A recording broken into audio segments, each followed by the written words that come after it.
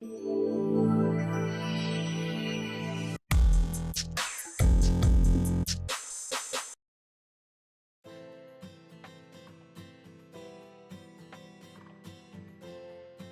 दोस्तों, नमस्कार। कैसे हैं आप सब? आप सभी का हार्दिक स्वागत है हमारे YouTube channel the venture network the Navneet Jhanwar talk show. तो आइए आज एक नई शख्सियत के साथ मुलाकात करते हैं जो ट्यूटोरियल्स फील्ड में आज 44 साल 44 ईयर्स से है ट्यूटोरियल फील्ड्स में, मतलब पिताजी के दौर से आज तक चलते आ रहे हैं। तो आज आइए इनसे मुलाकात करते हैं। बलराम शर्मा उर्फ राधू सर। तो राधू सर, आपका हार्दिक स्वागत है, अभिनंदन है हमारे YouTube channel the venture network the Navneet Jhanwar talk show. धन्यवाद नवनीत भैया। वैसे नवनीत भैया को मैं कई अरसों से जानता हूँ। मैं कायल तो हूँ उनके भजनों का, शुरू से मित्र के रूप में, बड़े भाई के रूप में। और हमने कई बार इनको संगीत संध्याएं ऐसे कल्चरल शोज करते हुए देखा है। एक अपने आप में एक अच्छी पर्सनालिटी है। अब ये नए वेंचर में आए हैं। मैं सबसे पहले आपको आपके वेंचर के लिए बहुत बहुत शुभकामनाएं देता हूँ। Thank you sir, thank you Radhu sir. और धन्यवाद मुझे यहाँ बुलाने के लिए, मैं ये हौसला अफजाई करने के लिए। थैंक यू राधू सर, आप आए। तो लीजिए, कुछ सवाल है राधू सर, कुछ हमारे हैं, कुछ हमारे श्रोताओं के भी है। तो कुछ सवालों का दौर आरंभ करते हैं। आप इस ट्यूटोरियल फील्ड में कैसे आए हैं?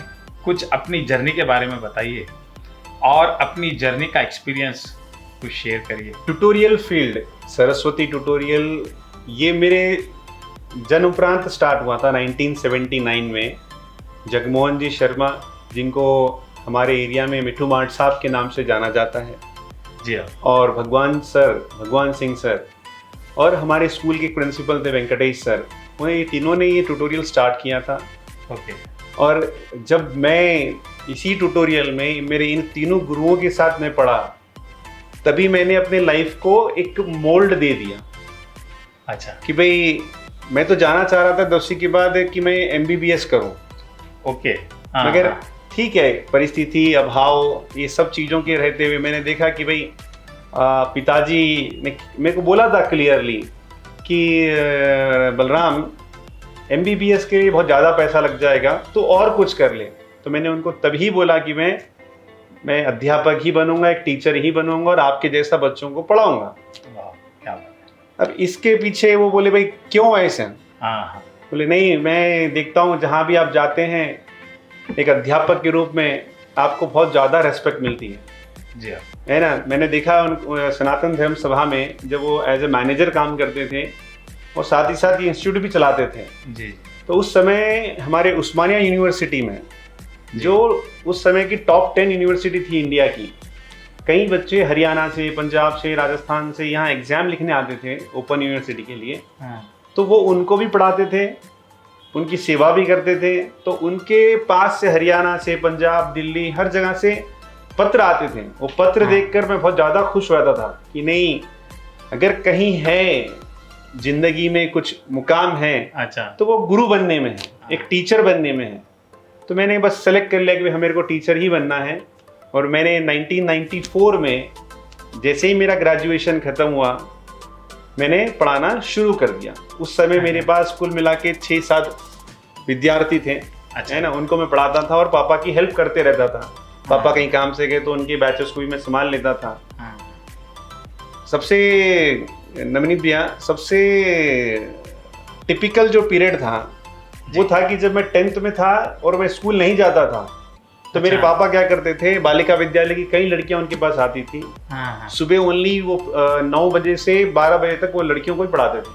अच्छा। उसमें से 90% में, जितनी मेरी जानकारी है, वो फ्री ऑफ कॉस्ट पढ़ाते थे, क्योंकि वहाँ पे पेरेंट्स की बात देने के लिए नहीं था। अच्छा। तो बोलते बस पढ़ो, आप पढ़ना जरूरी है, पैसा जरूरी नहीं है। क्या बात। तो जब मैं स्कूल नहीं जाता था, मेरे को बुलाते थे, बलराम आज स्कूल नहीं गए? बोले नहीं। एक काम कीजिए, आप इनको अंग्रेजी पढ़ाइए, इनको सोशल पढ़ाइए। अरे बोले पापा, ये 10th क्लास की लड़कियां मेरी सीनियर है, ये मेरे को छेड़ेगी। तो बोले नहीं नहीं, कोई नहीं छेड़ेगा तेरे को, तू आप पढ़ा। तो वहां से मैंने कॉन्फिडेंस गेन किया कि हाँ भाई, हम जब उस सीट पर बैठ जाते हैं तो वो ऊर्जा अपने आप आ जाती है, एक शिक्षक के रूप में, एक गुरु के रूप में।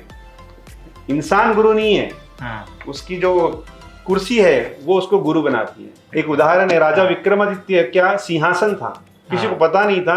विक्रमादित्य तो चले गए, एक गांव में एक टीले पर एक गाय बकरी चराने वाला लड़का वहां जाके बैठता था और उसके सामने कोई भी समस्या आए उसका वो निवारण कर देता था।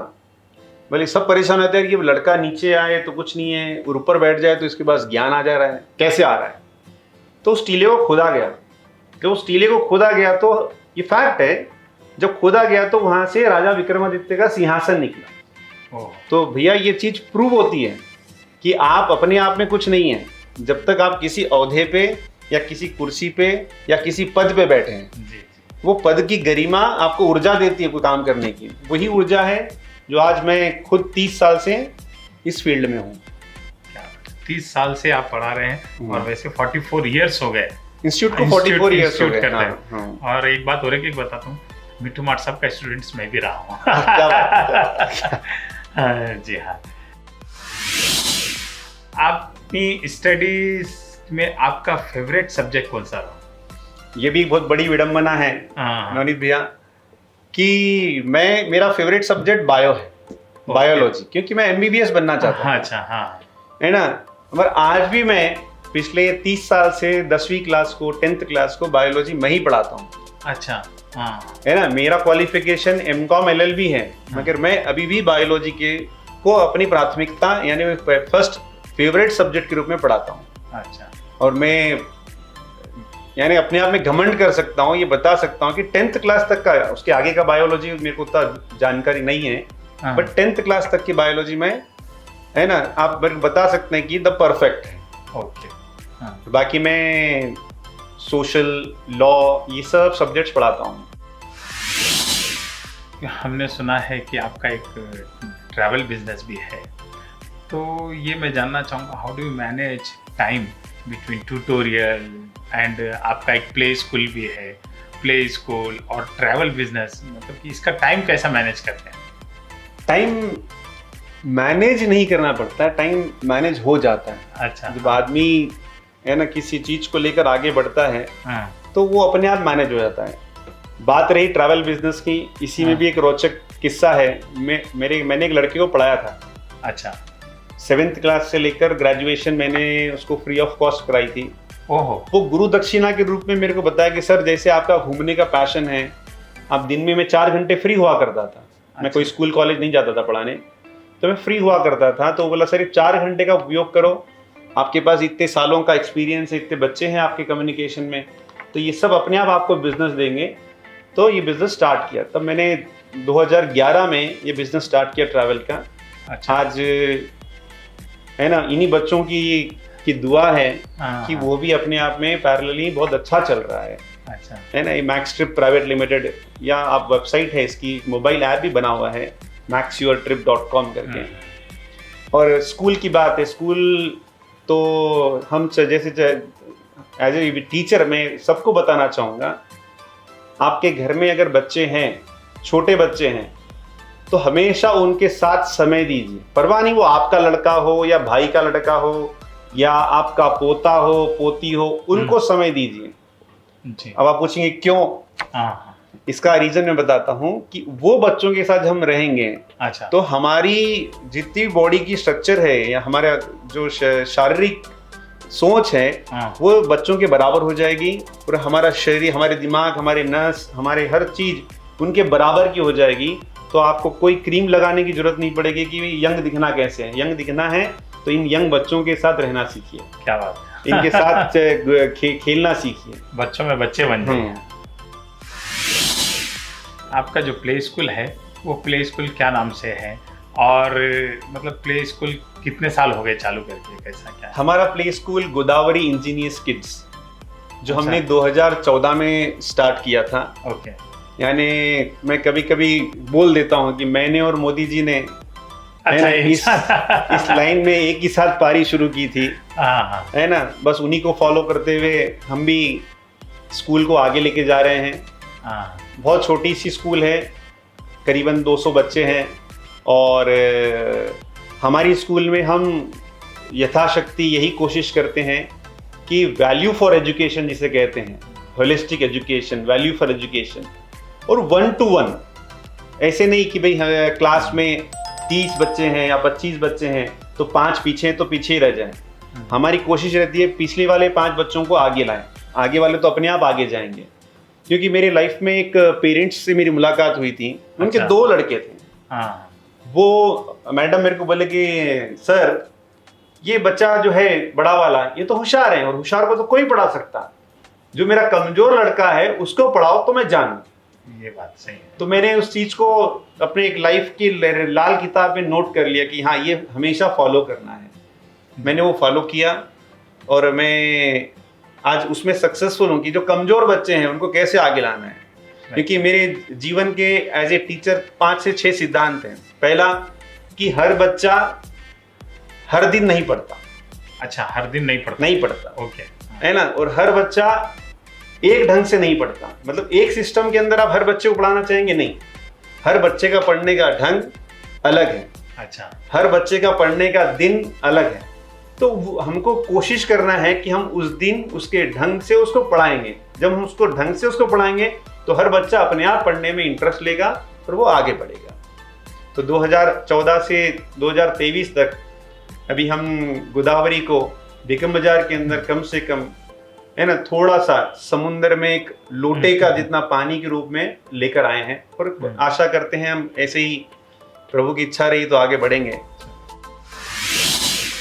जब आप पढ़ाई करते थे तो जब आप टीचर से कुछ एक इम्पोर्टेंट लेसन कुछ सीखे हैं तो अपने टीचर से, समझो आप भगवान सर भी ले लीजिए, यानी तो मिट्टू मार साहब ले लीजिए, यानी तो आप जिनसे पढ़े हैं उनसे कुछ अगर इम्पोर्टेंट लेसन अगर देना चाहेंगे, कुछ जो उनसे लिया है आपने। मेरे पिताजी ने मेरे को एक ही चीज सिखाई है। हाँ। सबसे सबसे पहले गुरु मेरे पिताजी हैं, है ना। मैं कोशिश हमेशा वही करता हूँ कि उनके जैसा बनूं, बना हूं नहीं बना हूं, आप भी आपके गुरु है, है ना। जनता भी जानती है कि मैं कहाँ तक पहुंचा हूं, फिर भी अभी एक 11 सीढ़ी बाकी है उनके बराबर आने के लिए।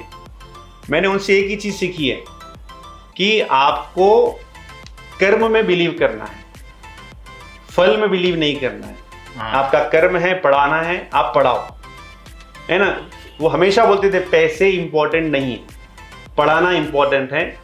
जैसे जैसे आप पढ़ाते जाएंगे और जितना ज़्यादा पढ़ाते जाएंगे, इंटरेस्ट के साथ पढ़ाते जाएंगे, तो पैसा अपने आप इंटरेस्ट के साथ आएगा। ये इंटरेस्ट अलग है, वो इंटरेस्ट अलग है।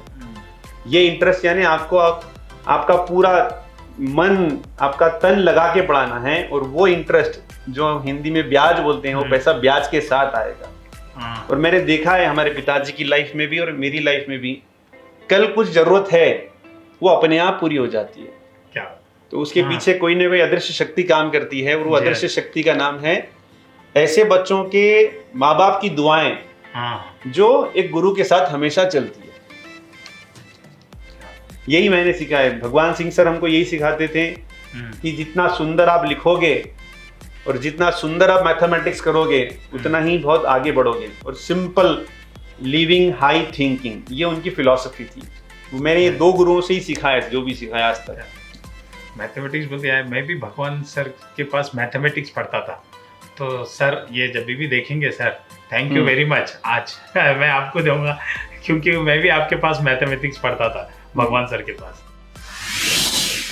अपने जो एजुकेशन पॉलिसी है, तो एजुकेशन पॉलिसी के हिसाब से आपको क्या लगता है कि क्या चेंजेस होना चाहिए अपने एजुकेशन पॉलिसी में? हम बात करेंगे अगर हिंदुस्तान की, तो हिंदुस्तान की एजुकेशन पॉलिसी में एक ही चेंज की जरूरत है। वो है सबसे पहले करप्शन जो एजुकेशन डिपार्टमेंट में है वो हटना चाहिए। अच्छा, है ना। जैसा कहते भाई, घर में अगर मकड़ी का जाला है तो लक्ष्मी का आना दुर्लभ है। वैसे ही हमारे एजुकेशन डिपार्टमेंट में जब तक ये करप्शन का जाला लगा रहेगा, तब तक सही एजुकेशन जो बच्चों तक डिलीवरेबल है वो नहीं आ पाएगी, है ना। जैसा हम आज 3 सिलेबस फॉलो करते हैं। सेंटर में ICSE, CBSE चलता है, और स्टेट में एक अलग से सिलेबस चलता है, SSC। फिर सेंटर का एजुकेशन डिपार्टमेंट अलग है, एजुकेशन मिनिस्ट्री अलग है, स्टेट की एजुकेशन मिनिस्ट्री अलग है। मैं चाहता हूं कि भाई मिनिस्ट्री एक ही हो, सेंटर जो बोले वही मिनिस्ट्री स्टेट फॉलो करें, और वन एजुकेशन वन इंडिया के राह पर ही हमको चलना चाहिए। तो ही मेरे हिसाब से हम जापान जैसे देशों से कम्पीट कर पाएंगे, जहाँ बच्चे रिमोट खोल के कि कौन से माइक्रोचिप में प्रॉब्लम है वो सॉल्व कर लेते हैं, और हम रिमोट खोल के फोन करते हैं अर्बन क्लैब को कि भैया रिमोट खराब हो गया, कैसे सॉल्व करना है इसको। अच्छा, अभी आप जो बताए एसएससी, सीबीएसई और आईसीएसई, ये what are the difference between SSC, CBSE और आईसीएसई? आईसीएसई, सीबीएसई और एसएससी, हाँ, ये 3 अलग अलग सिलेबस हैं। हाँ, आईसीएसई और सीबीएसई, सीबीएसई लगभग हर स्टेट में है, आईसीएसई भी है, मगर जब बात करते हैं एसएससी की, तो एसएससी जो है हर एक पर्टिकुलर स्टेट अपने अपने ढंग से एक सिलेबस पैटर्न बनाता है। वैसे आईसीएसई जो बोर्ड है वो अपना पैटर्न बनाता है, सीबीएसई अपना पैटर्न बनाता है। अब मेरे से आप क्वेश्चन पूछेंगे कि फायदा क्या है और ये डिफरेंस क्यों है? हाँ, डिफरेंस क्यों है ये? मतलब डिफरेंस ये है, आईसीएसई सबसे कठिन और बहुत ज्यादा डीप इन डेप्थ एनालिसिस वाला सिलेबस है। ओके, उसको पढ़ने के बाद आईसीएसई का स्टूडेंट 7वीं 8वीं पढ़ ले तो वो लाइफ के हर कंपटीशन को झेल सकता है, क्योंकि उसको 7 तक ही इतना सिलेबस मिल चुका है, इतना डेप्थ मिल चुका है नॉलेज का, वो कहीं भी जा सकता है। मतलब समझो इंटर का नॉलेज 7th में आ जाता है। हाँ, हाँ, ये सीबीएसई भी वैसे ही है। सीबीएसई के अंदर सबसे अच्छी चीज है उसका एग्जाम पैटर्न। जैसे वो एग्जाम लेते हैं, उनके हर सब्जेक्ट के एग्जाम में एप्टीट्यूड रहता है ना। सिलेबस इतना ही है, मगर एग्जाम आती है पूरे समुद्र से।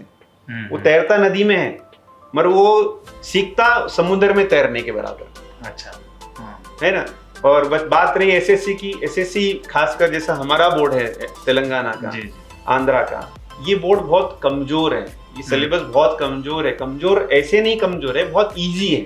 अच्छा, सरकार चाहती है कि भाई हर बच्चा एजुकेटेड हो जाए, सरकार चाहती है कि हमारे पास से इलिटरेसी है ना हट जाए, मगर ऐसा नहीं होगा। इलिटरेसी हटने से जरूरी है जितने बच्चे लिटरेट हो रहे हैं, जो पढ़ लिख रहे हैं, वो कम से कम आत्मनिर्भर आत्मविश्वासी बने, है ना। तो क्योंकि हम लोग पढ़ाते गए किस प्रकार से है कि पढ़ेंगे तो अच्छी नौकरी मिलेगी, है ना। एक छोटा सा एग्जाम्पल, हम पोस्ट ग्रेजुएशन करते हैं एमबीए में, मास्टर्स इन बिजनेस एडमिनिस्ट्रेशन, सब करते हैं एडमिनिस्ट्रेशन, मगर हम वहां बच्चों को एमबीए क्यों करा रहे हैं कि वो नौकरी अच्छी मिलेगी। इस कॉलेज से तो एमबीए करेगा तो तेरे को नौकरी अच्छी मिलेगी। और डिग्री का नाम क्या है? Masters in business administration. इसका मतलब क्या हुआ? आप अपने बिजनेस एडमिनिस्ट्रेशन के मास्टर हैं, मतलब पढ़ाई जा रही है आपको मालिक बनने के लिए की स्टडी, मगर आप कर क्या रहे हैं? नौकर बनने की स्टडी। ये थोड़ा सा डिफरेंस है जो ठीक है, चल रहा है। ये व्यावसायिक शिक्षा और कौशल शिक्षा के बारे में थोड़ा बताइए, जैसा vocational education and skill education. इस बारे में मेरे को बताने की जरूरत नहीं है, क्योंकि हमारे भारतवर्ष को जो विश्व गुरु बनाने के आगे क्यों लेके जा रहे हैं मोदी जी, उन्होंने इस राह में कहीं काम कर चुके हैं। जो 2020 की जो एजुकेशन पॉलिसी थी, जो 22 में लॉन्च हुई है, ये उसी दौर में लेके जाती है जहाँ पे आपको स्किल एजुकेशन, है ना, कौशल शिक्षा सबसे ज्यादा इंपॉर्टेंट है। मैं एक उदाहरण देता हूं आपको। एक सब्जी वाला होता है, अपने रोड पर अपने को सब्जी वाला मिलता है, उसके साथ उसका भी लड़का रहता है। उसका लड़का 2री 3री क्लास में होगा। उसके लड़के को आप बोलेंगे कि ये भैया 50 रुपीज ले दिए उसको, बोले 2 किलो टमाटर जो आपने 20 रुपए से दिए हैं उसके पैसे ले लो। वो फटाक से अपने जेब में हाथ डालेगा, 10 रुपए आपको दे देगा। वही मैं तो 2री 3री की बात कर रहा हूँ। वही अपने घर का बच्चा जो 6वीं 7वीं में भी आ जाता है, उसको हमको बोलना पड़ता है, बेटा अंकल 40 लेंगे, 10 का नोट देंगे। ये डिफरेंस है स्किल एजुकेशन। वो स्किल एजुकेशन है, सब्जी वाला अपने बेटे को सिखा रहा है, और जो हम सिखा रहे हैं वो वोकेशनल एजुकेशन है। मतलब हम उसको बस रट्टा करा रहे हैं कि ये साइंस है, ये सोशल है, इसके अंदर इतना आंसर है, ये इतना आंसर का इतना ही मार्क्स मिलने वाले हैं। यही डिफरेंस है, कुछ नहीं है। आजकल मैं देखता हूँ कि पेरेंट्स बच्चों पे मतलब जैसा जोर डालते हैं, 90% मार्क्स होनो, 98% मार्क्स होनो, ये जो मार्क्स का जो बच्चों पे प्रेशर आता है, तो एक स्टूडेंट की लाइफ में मार्क्स कितने मायने रखता है? मार्क्स के लिए मैं क्या बताऊं आपको, मार्क्स कभी भी इम्पोर्टेंट नहीं है। हाँ, है ना, मार्क्स से ठीक है, एक लेवल है, मार्क्स अपने आप आ जाएंगे। मार्क्स के पीछे भागोगे तो मार्क्स के आगे 2 शून्य लगने पे ही 100 होते हैं। तो सबसे पहले आपको शून्य बनना है। शून्य बनना है मतलब मार्क्स के लिए भागना नहीं है। ना पेरेंट्स को भागना है, ना बच्चों को भागना है। पेरेंट्स को चाहिए कि वो ये ध्यान दे कि उनके बच्चे के अंदर कौशल कितना है, राइट, है ना, वो कितना एक्टिविटी करता है ना, उसका सोशल क्वोशंट क्या है, उसका इमोशनल क्वोशंट क्या है। जिस स्टूडेंट के अंदर, जिस बच्चे में ये सोशल इमोशनल क्वोशंट आ जाएंगे, वो आज नहीं कल नहीं परसों मार्क्स ला लेगा। बात रही मार्क्स की, तो हम देखते हैं कि कई बार मैं देखा हूँ मेरे स्टूडेंट लाइफ में भी, मेरी और मेरे टीचिंग लाइफ में भी, कि जिन बच्चों को मार्क्स 90 से 95, 90, 100 आए हैं, उसमें से 5% ही स्टूडेंट अपना काम लेके बैठे हैं, बाकी 95% नौकरी करना है। और जो बच्चे 60 से 80% में होते हैं, जिनके अंदर ये कौशलता है, स्किल्स हैं, वो लोग हमेशा उन 95 से 100% बच्चे वालों को नौकरी पे रखते हैं।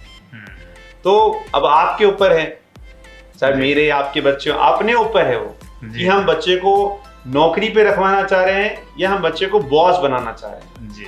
है ना, आप देखिए महेंद्र सिंह धोनी, आप उसका क्वालिफिकेशन देखिए, ठीक है, उसने सरकारी नौकरी भी की, पर उसने अपने पैशन को फॉलो किया, उसके पास जो एबिलिटी थी, जो स्किल्स थी, उसको फॉलो किया और अपने आप को कूल रखा।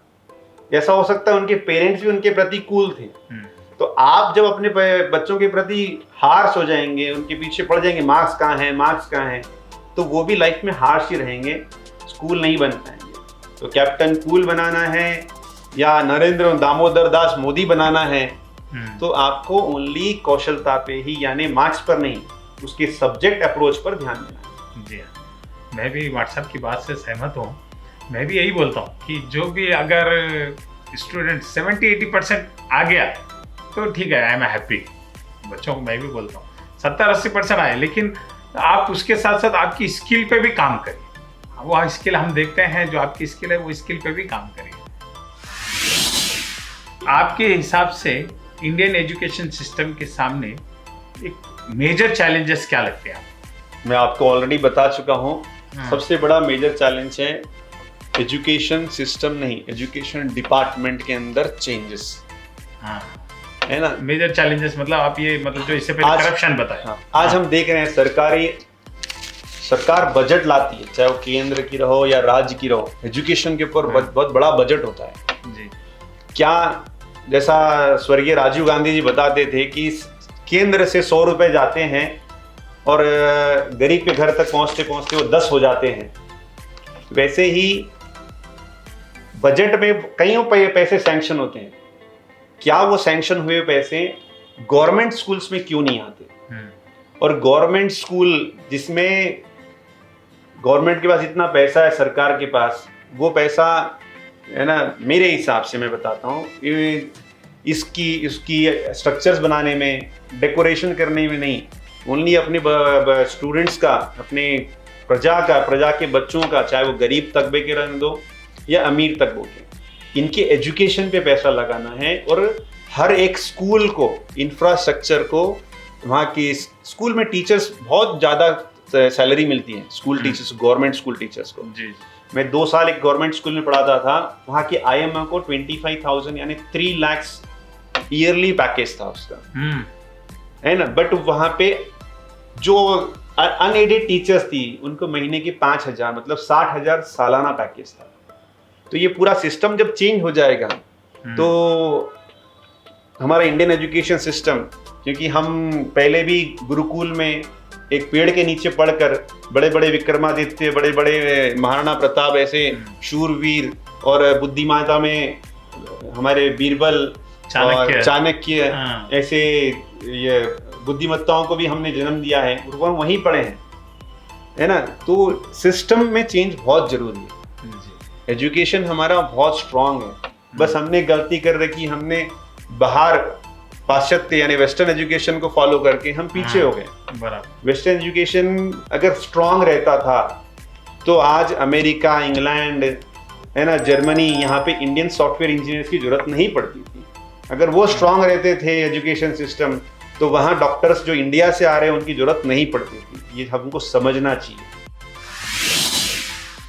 ये बात पे और एक है, how does the Indian education system differ from the other education system around the world? Indian education system, in present scenario, we are lacking behind. Till I can say 2017-18, we are lacking behind. Now, again, we are gaining, and when we are gaining ahead, we are moving ahead the international standards. है ना? Result is there. We can see the result is there. How we have competed with the vaccination part. How all the countries came to us for vaccination. And that shows कि भाई we are far ahead. But we have to follow our basic ethical education, the Vedic education, which we used to know as holistic education. The term holistic we are using, but not we are delivering the thing. So we have to improve a lot. And we have to face off the Western part. Again, we have to regain with our ethology, with our old cultures. Because culture is most important part in education system. When we didn't follow a culture and leave behind the education, they are both internally connected. ये दोनों भी connection है इनका। हम culture छोड़ते जा रहे हैं। कल्चर छोड़ोगे तो आपका कल्चर ही ज्ञान से बड़ा भरा हुआ है। हम कल्चर छोड़ते जा रहे हैं, वो कल्चर को अपनाते जा रहे हैं। आज के स्टूडेंट्स पढ़ाई को लेके बहुत स्ट्रेस में रहते हैं, बहुत डिप्रेशन में रहते हैं। तो ये कुछ भी मतलब आज पढ़ाई को लेके डिप्रेशन में लेके कुछ गलत स्टेप भी कर लेते हैं, कुछ भी कर लेते हैं। तो ऐसे स्टूडेंट्स के लिए आप क्या कहना चाहेंगे? स्ट्रेस, एंग्जाइटी है, ठीक है। मैं आपको बात को थोड़ा खंडन करूंगा। हार्डली 5 से 7% बच्चे ऐसे होते हैं जो बहुत ज्यादा स्ट्रेस में रहते हैं।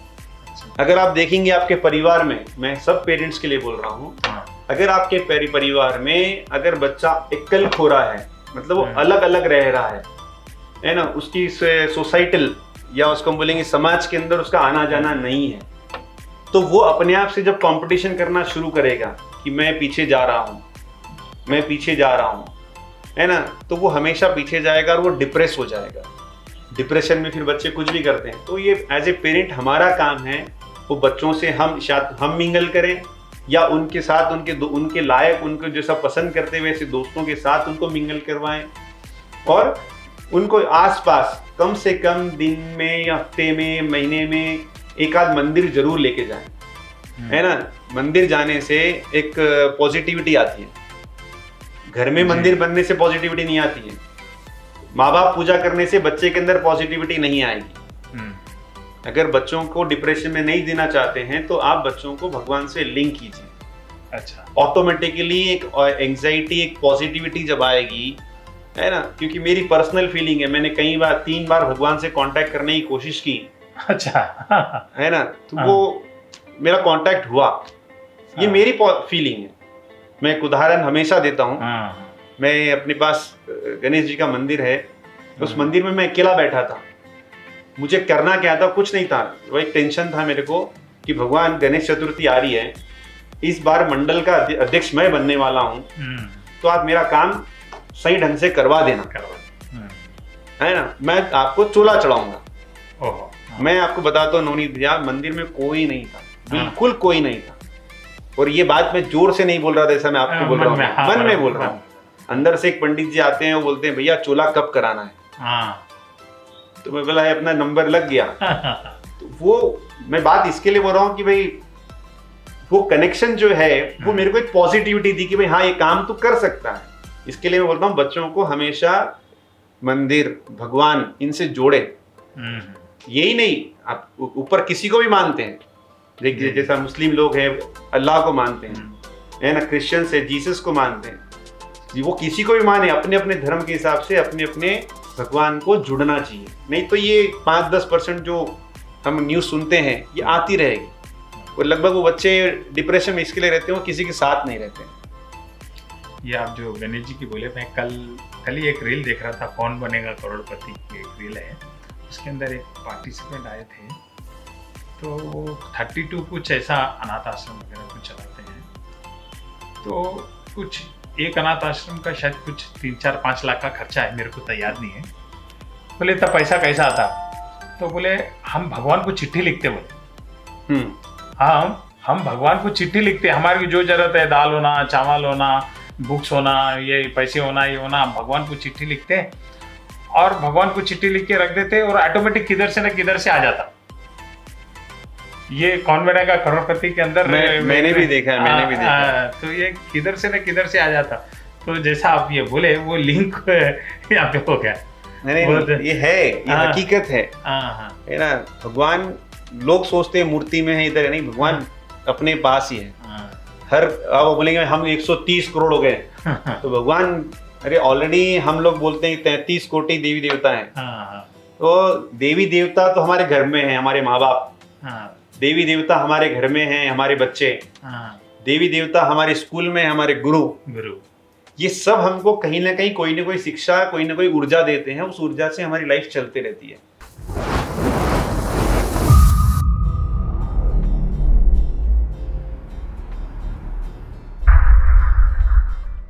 मट साहब, सोशल मीडिया प्लेटफॉर्म पे आप क्यों नहीं आए? सोशल मीडिया ये दो एक पर्यायवाची है। मैं हूँ सोशल मीडिया पे, सोशल यानी समाज और मीडिया यानी लोगों की नजरों में। लोगों की नजरों में भी मैं हूँ, समाज में भी मैं हूँ।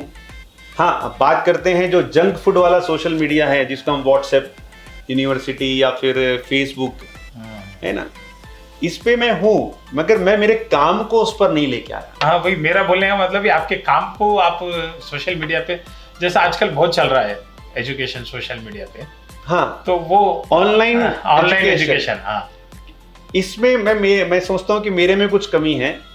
जैसे अब मेरी आदत सी बन चुकी है 30 साल से कि मैं जब तक बच्चों की आंखों में नहीं देखूंगा, उनकी समस्याओं को नहीं समझ पाऊंगा, तो मैं उनको सोल्यूशन नहीं दे पाऊंगा। ओके, है ना। मैं कोई गणित का टीचर तो नहीं कि हमेशा एक ही फॉर्मूला बोलना है और बोलते जाना है। फिजिक्स का टीचर नहीं हूँ। फिर भी आप देखेंगे गणित, मैथमेटिक्स, फिजिकल साइंस, ये जो साइंस वाले सब्जेक्ट्स हैं ये ऑनलाइन में चलते हैं। बट हमारे जो सब्जेक्ट्स हैं, जैसे मैं लैंग्वेज पढ़ाता हूँ, सोशल पढ़ाता हूँ, है ना, और लॉ कराता हूँ, तो यहाँ पे हमको फेस टू फेस होना बहुत जरूरी है ना। हमने देखा है डॉक्टर भी ऑनलाइन आए थे, मगर डॉक्टर जब तक पेशेंट की नर्व्स नहीं देखेगा, है ना, उसकी समस्या का जानकार नहीं कर पाएगा, और पेशेंट को नहीं देखेगा कि फेस टू फेस, तो पता नहीं पाएगा कि कौन सी वाली कंपनी की गोली इसको सूट करेगी। एक गोली का फॉर्मुलेशन हर जगह है, मगर हर गोली हर पेशेंट को सूट नहीं करती। इसके लिए डॉक्टर के पास जो मेडिकल होता है उसमें भी 4-5 कंपनी की सेम फॉर्मुलेशन होती है। तो हमारा भी कुछ वैसा ही है कि हम सोशल ऑनलाइन प्लेटफॉर्म पर नहीं आए। अब उसको आप मेरी मजबूरी समझो या आप ये समझो कि भाई हाँ ये सक्षम नहीं है। नहीं, ऐसा तो नहीं है, सक्षम नहीं है, सक्षम तो है। अब वो जैसा आप बोले, क्योंकि आपकी बात से सहमत हूँ। मैं एक पॉडकास्ट देख रहा था संदीप माहेश्वरी सर का, तो संदीप माहेश्वरी सर को भी क्वेश्चंस किए थे वहाँ पे कि बोले सर मतलब ऐसा आप ऑनलाइन क्यों नहीं देते? तो उन्होंने भी यही बताया, बोले मेरे पास जब तक ऑडियंस नहीं बैठती ना, मेरे को मोटिवेशन नहीं आता मैं क्या बोलना है क्या नहीं बोलना है। तो आप संदीप माहेश्वरी शो के भी शो में देखिए, ऑडियंस रहती है तो ही वो बोलते हैं, बोले कैमरे के सामने देख के बोलना मेरे से नहीं होता बोल के बता देते। तो वैसा भी हो सकता है, क्योंकि वक्ता बिना श्रोता कुछ नहीं है, कोई नहीं है। तो ये मैं आप जैसा बोलते कि मेरे को वो संदीप माहेश्वरी सर का लिंक हुआ। Are you good at time management sir? Nobody is good at time management, but time is to be managed. मैं घड़ी नहीं पहनता हूँ। अच्छा, मेरी एक साइकोलॉजी है। अच्छा, अब लोग पूछते हैं अब आप घड़ी क्यों नहीं पहनते? मैं सबको बोलता हूँ मैं अफोर्ड नहीं कर पाता घड़ी। बोले क्यों? क्योंकि मैं समय को अपने हिसाब से चलाना चाहता, मैं समय के हिसाब से चलना नहीं चाहता, इसके लिए मैं घड़ी नहीं पहनता हूँ। तो टाइम मैनेज अपने आप हो जाता है। हमको टाइम का गुलाम नहीं बनना है, बस टाइम को मैनेज करना है। टाइम हकीकत में मैनेज होता है। आप आपने ऑब्जर्व किया होगा कि आपने मेरे को टाइम जो दिया था, मैं परफेक्ट टाइम पे हूँ। बराबर। हाँ, जब मैं क्लास पे हूँ तो मैं बच्चों के लिए 5 से 10 मिनट मेरी क्लास लेट स्टार्ट करता हूँ। अच्छा, लोग बोलेंगे फिर ये मतलब क्या हुआ टाइम मैनेजमेंट का? कि अपने as a teacher, as a parent मेरे को समझना है कि ये बच्चा कहीं दूर से आ रहा है, ट्रैफिक भी रहेगा, कुछ रहेगा, तो मैं 10 मिनट लेट स्टार्ट करता हूँ, टाइम पे छोड़ दूंगा, मगर मैं क्लास पे टाइम पे रहूंगा, स्टार्ट टाइम पे नहीं करूंगा। अच्छा। इसके लिए I am very good at time management. Manage क्या करना है कि जो 40 मिनट का क्लास था, अगर मैं 10 मिनट लेट स्टार्ट कर रहा हूँ, क्या मैं वो 30 मिनट में मैनेज कर पाऊंगा? हाँ, तो I am very good at my time management. अच्छा, एक 21st सेंचुरी के हिसाब से एक स्टूडेंट में मिनिमम क्या स्किल डेवलप करनी चाहिए एज ए स्टूडेंट्स, अगर हम आपके हिसाब से? आज के डेट में आप कोई भी फील्ड में हो, चाहे इंजीनियरिंग, चाहे MBBS आप कर रहे हो, चाहे आप BCom कर रहे हो, चाहे LLB कर रहे हो, है ना, कुछ भी कर रहे हो आप, आपको ओनली 3 ही चीज बहुत जरूरी है। पहला है कम्युनिकेशन, ओके। दूसरा है अडेप्टेबिलिटी। ये वर्ड बहुत रेयर यूज करते हैं। नहीं, अडेप्टेबिलिटी होना चाहिए समय के साथ, जो भी है। सबसे जरूरी चीज है हर एक स्टूडेंट के अंदर अडेप्टेबिलिटी। फिर अगर उसको दुनिया को फेस करना है तो उसके अंदर होना चाहिए, है ना, लीडरशिप स्किल। एक दोस्त का एक ग्रुप होता है, अच्छा, उसमें एक बंदा ही चलाता है पूरी, सब दोस्त बराबर है मगर चलती एक दोस्त की है। क्यों? क्योंकि उसके अंदर लीडरशिप स्किल है। आज हम देख रहे हैं पिछले 8 साल से सरकार एक पार्टी की है, बीजेपी की, NDA की, मगर चलती एक की है, और कोइंसिडेंटली उसके नाम से सरकार चल रही है, मोदी गवर्नमेंट। वही क्योंकि उस बंदे के अंदर लीडरशिप स्किल है ना। वैसे ही एक स्टूडेंट के लाइफ के अंदर, एक रियल लाइफ के अंदर दूसरी जो स्किल है वो है लीडरशिप स्किल। तीसरी हो जाती है अपनी कम्युनिकेशन। कम्युनिकेशन से आप दुनिया जीत सकते हैं, है ना। जो दिखता है वो बिकता है। क्यों बिकता है? क्योंकि सामने वाले को बेचने का तरीका आता है। कल मैंने HCL के चेयरपर्सन का इंटरव्यू सुना, उसने भी यही बोला कि पहले के प्राइम मिनिस्टर्स में, अभी के प्राइम मिनिस्टर में एक ही चीज अच्छी है, मोदी को बेचना आता है। अच्छा, है ना। अब इसके लिए अलग अलग विचारधारा वाले लोग हैं, मगर वो बेचता अच्छा है। क्या बेच रहा है वो हमारे स्किल्स को बेच रहा है। हमारे पास क्या है उसको बेच रहा है। इसके लिए हम आज 7th 8th पोजीशन पे आ चुके हैं। माट साहब, आपकी 30 साल की जो पढ़ाई आप पढ़ा रहे हैं, उसमें से 1-2 स्टूडेंट्स की जो सक्सेस स्टोरीज है, अगर आप बताना चाहते हैं। मेरे 30 साल की लाइफ में कईयों सक्सेस स्टोरीज है। इसमें से सबसे पहली मैं बताना चाहूंगा, यही हमारे विक्रम बाजार की मेरी छोटी बहन है ना। वो आज कंपनी सेक्रेटरीट है, पवित्रा व्यास। अच्छा। और बेलगांव में है अभी वो। और कंपनी सेक्रेटरी के साथ साथ वो जज भी बन चुकी है। अच्छा। दूसरा सक्सेस स्टोरी जो है, मेरी कोई एक स्टूडेंट है, मेरी फर्स्ट स्टूडेंट है, ये दोनों फर्स्ट स्टूडेंट्स हैं, जो MBBS करके फिलहाल ही डॉक्टर बन के आई है। अच्छा, ओके। और तीसरे में तो बहुत सारे बच्चे हैं, क्योंकि मैं सबका फेवरेट हूँ, सब मेरे फेवरेट हैं। तो every story has their own success stories. ऐसे कई बच्चे हैं 30 साल में, मैं बता सकता हूँ 100 बच्चे से अधिक हैं जो अपने अपने फील्ड में कहीं ना कहीं सक्षम है, कहीं कोई US में सेटल्ड है। अच्छा, है ना। तो ठीक है। अगर कोई प्ले स्कूल स्टार्ट करना चाहे तो क्या क्या क्वालिटीज होनी चाहिए, मतलब उसको डेवलप करने के लिए? प्ले स्कूल अगर आपको स्टार्ट करना है, प्ले स्कूल लगभग हर गृहिणी स्टार्ट कर सकती है। मिनिमम क्वालिफिकेशन जो गवर्नमेंट बताती है वो क्वालिफिकेशन के साथ साथ पर्सनल क्वालिटी आप में एक मदरहुड लाइफ टाइम के लिए होनी चाहिए। क्योंकि अपने बच्चे को तो जानवर भी पाल लेता, इंसान के अंदर वो क्वालिटी है कि वो दूसरे के बच्चों को भी पाल सकता है ना। भगवान कृष्ण हमको सिखाते हैं कि पैदा किसी और ने किया था, पाला किसी और ने। तो हर माँ यशोदा है अगर वो स्कूल में अपने बच्चे की जगह कृष्ण को पाल रही है। तो दूसरी क्वालिटी ये होनी चाहिए कि वैल्यू बेस्ड एजुकेशन। जो भी आप सिलेबस लो, इतना स्ट्रॉन्ग सिलेबस लो जिसका डिलीवरेबल का रेट ज्यादा हो। ओनली कमाने के लिए हम सिलेबस छोटा ले लेंगे तो नहीं चलेगा। अच्छा। तीसरा, एक प्ले स्कूल के अंदर सबसे ज्यादा जरूरी है आपका रिक्रूटमेंट, जो आप टीचर्स को अपॉइंट करते हैं। जैसे आप हैं वैसे ही आपके टीचर्स होने चाहिए। ओके। ये क्वालिटी आपको देखकर ही टीचर्स को अपॉइंट करना है। 3 या 4थे साल में आप ब्रेक इवन पे आ जाएंगे और 5वें साल पे बोलने की जरूरत नहीं है ना, 30, 40, 50, 60, 70% तक मार्जिन है। Okay. What are your academic goals for the upcoming years आपके? मेरा एकेडमिक गोल इस साल मैंने हकीकत में सेट किया है। बहुत अच्छा क्वेश्चन पूछा आपने। हाँ। कि मैं वापस से जैसे पहले था, हाँ। राधू सर अब पहले था, इसका मतलब क्या है कि बीच में मैं भी वैल्यू बेस्ड एजुकेशन के साथ साथ मनी बेस्ड एजुकेशन में जा रहा था। हर एक आदमी की लाइफ में जरूरतें होती है, कुछ मजबूरियां होती हैं, उसको पूरा करना पड़ता है।